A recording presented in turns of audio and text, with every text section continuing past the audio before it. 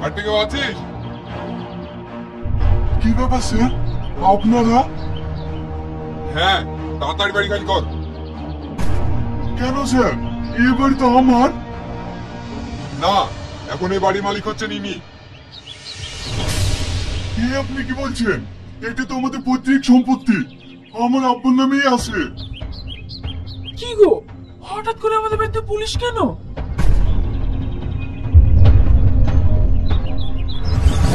না তুই না, এটা তুমি আমার সাথে করতে পারো না। আমি তোমাকে অনেক ভালোবাসি।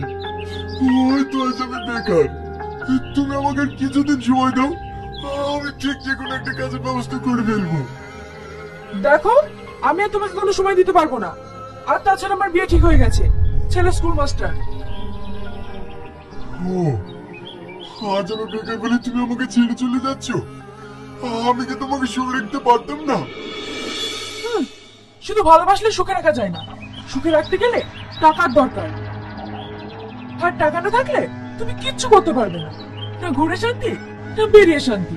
তুমি আমার কোনো চাহিদাই মেটাতে পারবে না। আর টাকা থাকলে এই পৃথিবীতে অসম্ভব বলে কিছু নেই, সব সম্ভব। তাই যেহেতু তোমার কাছে টাকা নেই, আমিও নেই। তাহলে আমাদের এতদিনে ভালোবাসার তোমার কাছে কোনো মূল্য নেই? না, নেই। তুই না, তুমি আমাকে ছেড়ে চলে যেও না। তুই না, আমি তোমাকে ছেড়ে থাকতে পারবো না।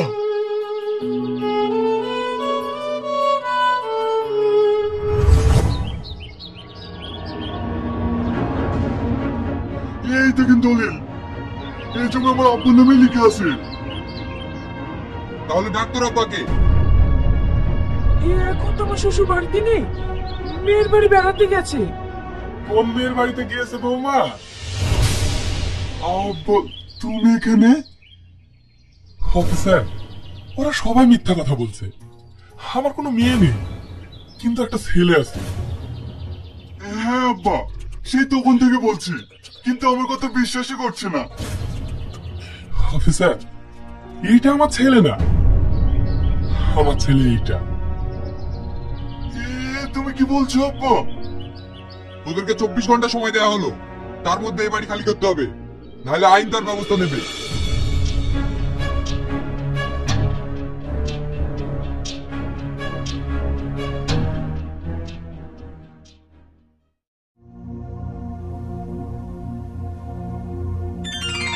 চাচা, প্রেশারের ওষুধটা খেয়েছো? হ্যাঁ বাপ। ওষুধগুলো টাইম মতো খাবে।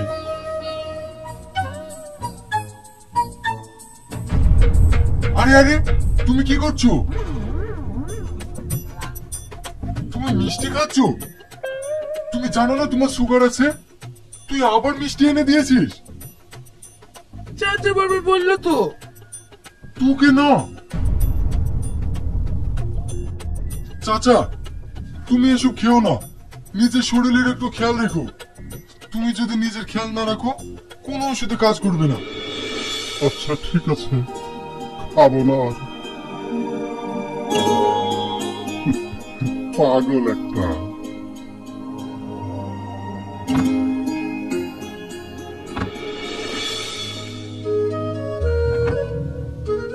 চাচা, তুমি তোমার ছেলে বৌমার সাথে এটা কেন করলে? তুই আমাকে একটা কথা বলতো, একজন বাপ কখন তার ছেলে বৌমার সাথে এরকম আচরণ করে? আমিও চেয়েছিলাম ছেলে বৌমা নাতি পুতি সবাইকে নিয়ে অনেক সুখে থাকতে, কিন্তু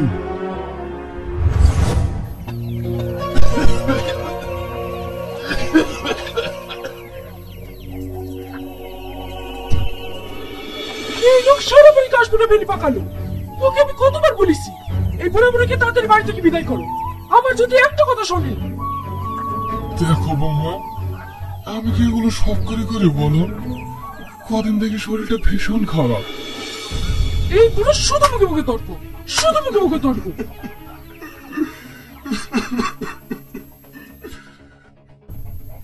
বৌমা, কি বৌমা?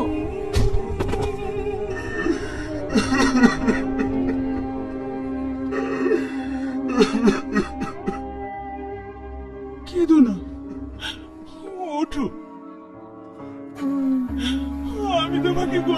বললাম এত অত্যাচার সহ্য না করে চলো আমরা কোথাও চলে যাই। আমার কথা তো তুমি শুনবে না। দেখো, আমরা বাপ মা, সন্তান যতই ভুল করুক না কেন, আমরা কি তাকে ছেড়ে থাকতে পারবো? বাবা মা সব সহ্য করতে হয়। সেটা তো তোমাকেও মারলো, তখন তো আমিও বলেছিলাম চলো আমরা এখান থেকে চলে যাই। তখন তুমি কি বললে? বললে ছেলে বাবা নিতেই বলবো, আমাদের ছেলে কোথাও যাবো না।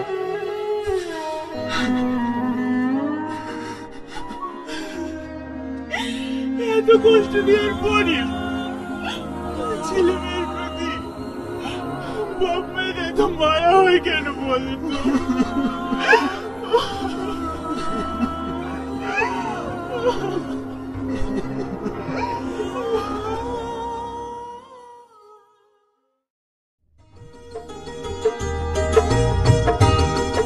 আরে থাক থাক, আর দিস না। খাও তো, কতদিন আসনি বলো তো? আজ 3 মাস পর আসছো।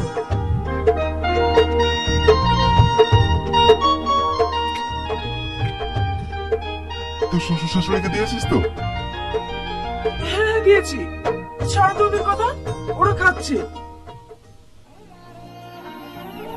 এই নাও, বৌমা দিয়ে গেল, খেয়ে নাও।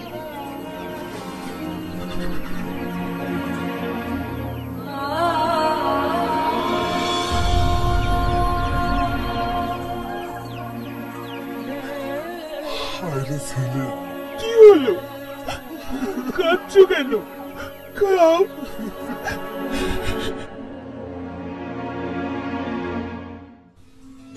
আর এক পিস নাও। না না, আর পারবো না। আরে খাও তো।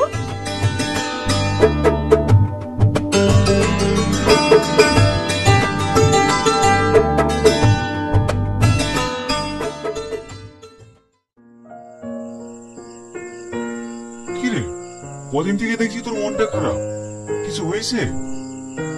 আর বলিস না, বাড়িতে বাবা মাকে নিয়ে ওয়াইফের সঙ্গে ভীষণ ঝামেলা চলছে। কি করবো ভেবে পাচ্ছি না। এই ব্যাপার আগে বলবি তো। আরে আমার বাবা মাকে বৃদ্ধাশ্রমে রেখে এসেছি, মাসে 6,000 টাকা করে লাগে, তুইও রেখে আয়। কিন্তু আমার বাবা মা তো যেতে চাইবে না। আরে কোনো বাবা মাকে যদি বৃদ্ধাশ্রমে রেখে আসবো বলি, তারা কি সহজে যেতে চাইবে? তার জন্য প্ল্যান করতে হবে। শোন,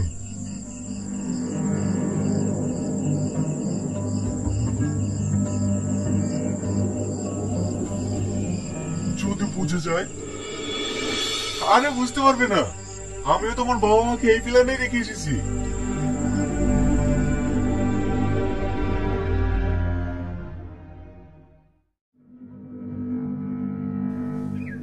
বৌমা, তোমরা যে আমাকে ডাক্তার দেখাবো বলে নিয়ে আসলে, এখানে কেন? এখানে আবার কোন ডাক্তার বসে? আর বাবুই বা কোথায় গেল? চুপ করে বসেন তো, আপনার ছেলে ঠিক আসছে। চলে, জামা কাপড় সব সঙ্গে করে নিয়ে এসছেন তো? জামা কাপড় আনবো কেন? বাবু, আমাকে ঘুরতে দেখতে হবে নাকি? হ্যাঁ, আপনার ছেলে আপনাদেরকে বৃদ্ধাশ্রমে রেখে যাচ্ছি। আজ থেকে আপনাদেরকে এখানেই থাকতে হবে। বাবু, আমি কোনো ছেলে থাকতে পারবো না। আমাদেরকে এখানে রেখে চলবে। আরে তোমাদের এখানে কোনো অসুবিধা হবে না, আর মাসে মাসে টাকা পাঠিয়ে দেবো। তোর হাত ধরছি, তুই আমাদেরকে এখানে রেখে যাস রে। তোরা যেভাবে রাখবি আমরা সেভাবে থাকবো, তাহলে তোদেরকে চোখের সামনে দেখতে পাবো। আমি কথা দিচ্ছি, তোমার বাড়ি করার মুখ করে নোংরা করে নেবো না। তোরা আমাদেরকে এখানে রেখে যাস। কি হলো, দাঁড়িয়ে কি দেখছো? এদের নিয়ে যাও।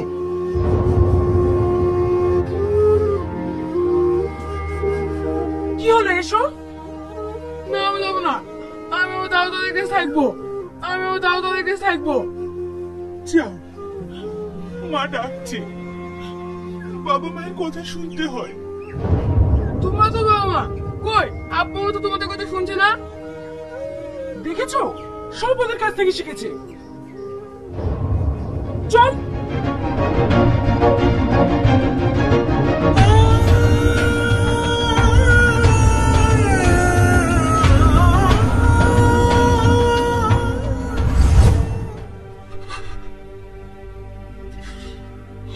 আমরা বাবা মায়েরা ছেলে মেয়েদের নিয়ে হাজারো স্বপ্ন দেখি, কিন্তু ছেলে মেয়েদের কাছে বাবা মায়েরা কেন যে বোঝা হয় ভেবে পাই না। দেখ, এখানে যতগুলো বাবা মা আছে সবার ছেলে, কেউ ডাক্তার, কেউ উকিল, কেউ মাস্টার, কেউ ইঞ্জিনিয়ার। প্রত্যেকটা চাকরিজীবী শিক্ষিত ছেলে মেয়ের বাবা মায়েরা বৃদ্ধাশ্রমে থাকে। কোন বৃদ্ধাশ্রমে একটা মূর্খ ছেলের বাবা মাকে পাবি না, কিন্তু আমরা বাবা মায়েরা এতটাই বোকা, সবকিছু জেনেও ছেলে মেয়েদেরকে নিয়ে হাজারো স্বপ্ন দেখি।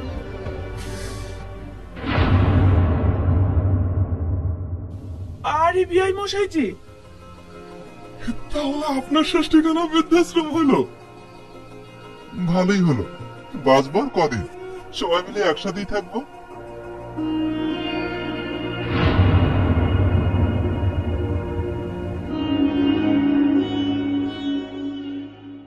তুই আমার আব্বাকে কোন হিসেবে বৃদ্ধাশ্রমে রেখেছিস তাই বল। ওতে যদি বাপের প্রতি দরদ, তাহলে তুই কেন শ্বশুর শাশুড়িকে বৃদ্ধাশ্রমে রেখেছিস? তোর বাপ আমার সবাই বুঝতে পারবে না, তাই বৃদ্ধাশ্রমে রেখেছে। তুই যা পারিস তাই করলি না। খুব তো স্বামী করছিস, তোর স্বামী অমনি উকিল হয়নি রে, আমার বাপ নিজে না খেয়ে উকিল বানিয়েছে। তোর আজ যে বাড়িটা থাকছিস সেই বাড়িটা আমার বাপের তৈরি, আর আজ আমার বাপ তোদের কাছে বোঝা হয়ে গেল না। ঠিক আছে, আমার বাপকে তোদের বুঝতে হবে না, তার মেয়ে এখনো মরে যায়নি, আমার বাপকে আমি পুষবো।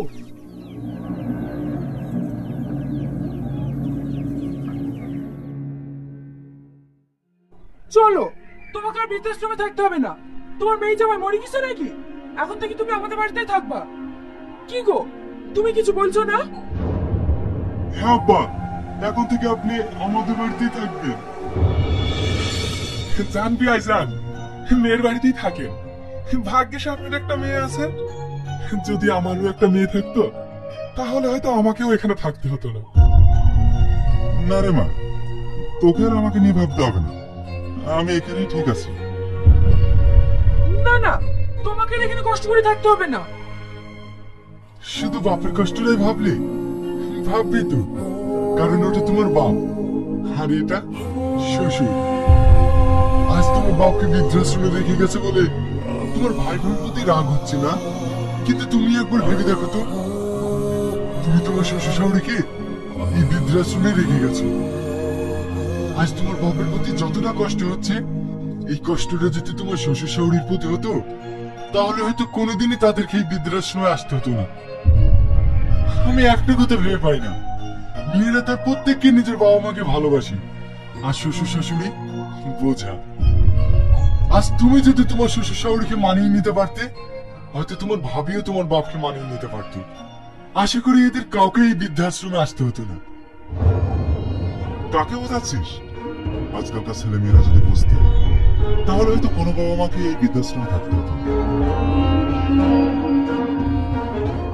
চল।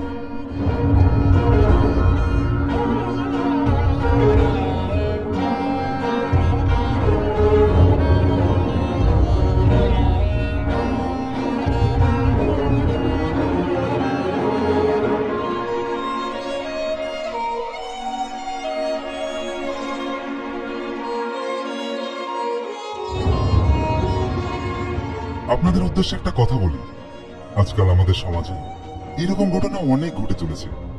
তাই প্রত্যেক মা বোনদের উদ্দেশ্যে বলছি, আপনারা নিজের মা, বোন, ভাই, শ্বশুর শাশুড়ি সবাইকে ভালোবাসার বাঁধনে বেঁধে রাখুন। ভালো থাকুন, সুস্থ থাকুন, আর সমাজটিকেও সুস্থ রাখুন। ধন্যবাদ।